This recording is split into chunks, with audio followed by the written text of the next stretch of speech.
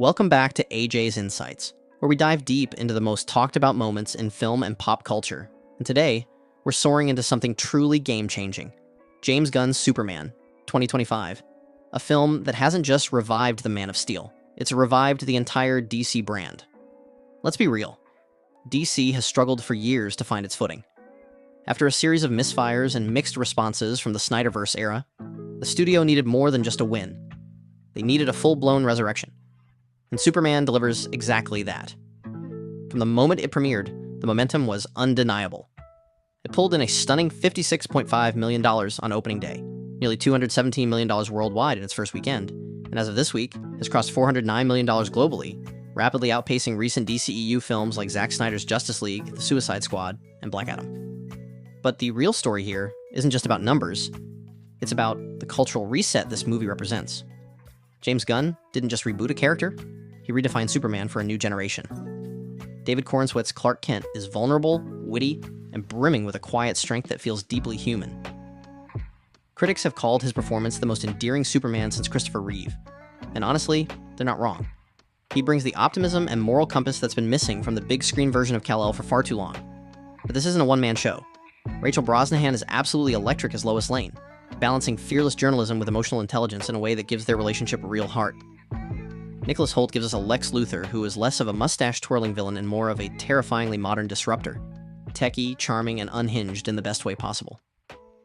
And let's not forget the breakout stars. Mr. Terrific, brought to life by Eddie Gathegi, and even Krypto the Superdog, who somehow manages to be both hilarious and touching in every scene he's in.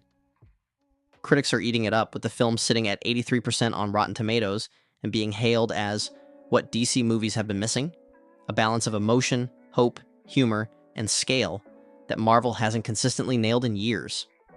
One scene in particular, set in a war-torn village called Jarhanpur, shows children raising a Superman flag amid chaos, and it's being called one of the most moving superhero moments in the last decade. And then there's the squirrel scene, yes, the squirrel scene, where Superman stops in the middle of a kaiju-level battle to save a small animal. It's such a small beat, but it speaks volumes about Gunn's understanding of the character. Superman cares about everyone, not just the people the cameras catch. This kind of storytelling is a stark contrast to the Snyder-era Superman, who was brooding, distant, and often weighed down by existential dread. Where Snyder gave us a god trying to be human, Gunn gives us a human who just happens to be a god. And the shift makes all the difference. It's not just a tone change, it's a full tonal reclamation of who Superman is supposed to be. A beacon of hope, not a reluctant savior. Gunn's decision to kick off the new DCU's Gods and Monsters chapter with this film wasn't just smart, it was essential. It sets a clear tone, a new visual language, and a moral compass for everything that will follow. And for the first time in years, fans are genuinely excited about where DC is going. No more damage control, no more rushed team-ups, just good character-driven storytelling. With Superman, 2025, James Gunn didn't just make a great superhero movie, he made a Superman movie that understands why this character matters. It's emotional, optimistic, fun, and full of heart in a way that reminds you why superheroes captured our imaginations in the first place. If this is the future of DC, then the future finally looks bright.